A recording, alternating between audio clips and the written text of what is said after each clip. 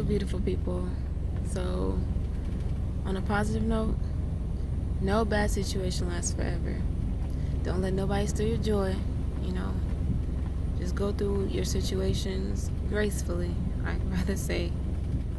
This load honestly came from, I picked up in Louisiana, and it was heading to upstate New York. This video pretty much displays this load assignment for the most part. And I know that to clear the air, because I don't want no one to misconstrue my messages within my videos, when I say I don't need a man, I don't need a certain type of man who possess certain traits and characteristics and certain habits that I'm not with. So, I need a man, but I need my right type of man.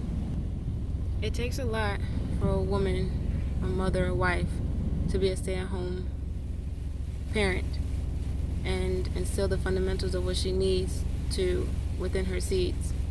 It takes a lot of mental fortitude to do that as well. So I ain't got nothing but respect for those women who honestly are stay-at-home moms and those who decide that they are a part of the working class. So I devised an important piece that I put a lot of thought into. Some of you are going to understand it, and if you don't understand it, it's cool. Just replay it. It might be able to resonate with you in some type of way. We live in a society where individuals do things without even contemplating about it, exhibiting different types of social constructs, such as currency. It's said, money is the root of all evil. For the love of money can tear relationships apart. From the very start, understand when we pass, it's no longer of value. The bread we work for has no merit afterwards. Instead, generationally speaking, through a perpetual cycle, hopefully, one isn't idle to receive such prized possessions because money can be an unhealthy obsession. My expectations display high qualities of life due to self-fulfillment.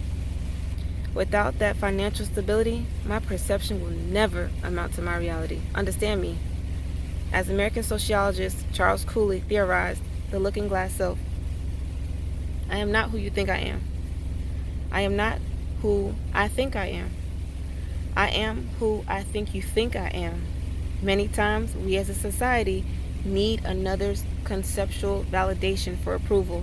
Yet, it will behoove me to continue in lieu of self-identity, self-knowledge, self-worth. It's one's own duty or obligation of knowing who they are as a person, staying true to themselves, and living up to their fullest potential, in which may not hurt. Love yourself. Think high of yourself, because you yourself are your greatest enemy. So this ended up being a hazmat load I picked up in Louisiana.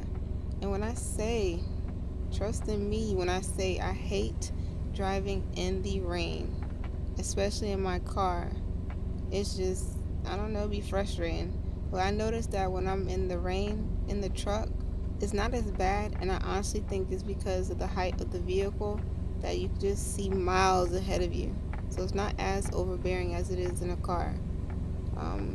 One thing I did appreciate about this area, that they had enough room for you to be able to maneuver around. Coming in terms of like entering upon the facility, it was kind of sketchy, but we made way. I can say that KLM driver up there, he was very interesting. Like, he intrigued me with a brief conversation, and normally he approached me and he told me how he had 3 million miles, 30 years with that company. Straight dedication. So that driver right there, man, 30 years with that company, 30 million miles accident free. Talk about dedication. Okay, determination, man. For real. It couldn't be me. But I respect his consistency. That's one thing I can say. Most dead. I respect his consistency.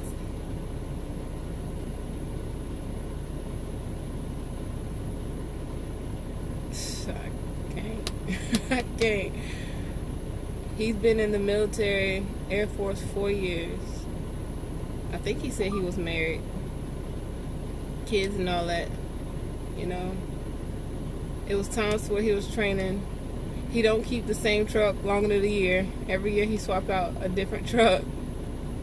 And yeah, man, that's consistency. That's consistency. It is. Owner-operator life wasn't really something that intrigued him enough to do it. But no worries, being a company driver, I guess. No worries at all.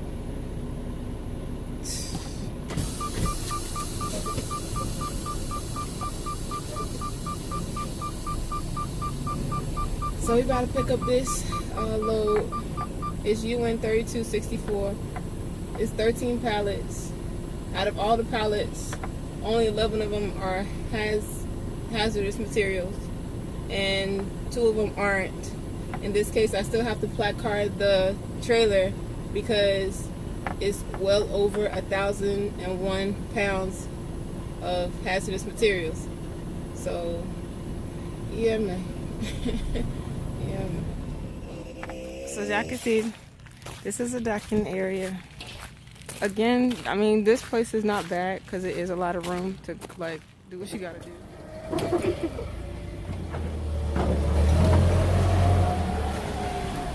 Over here, they have like this thing to where drivers can't stay in their truck.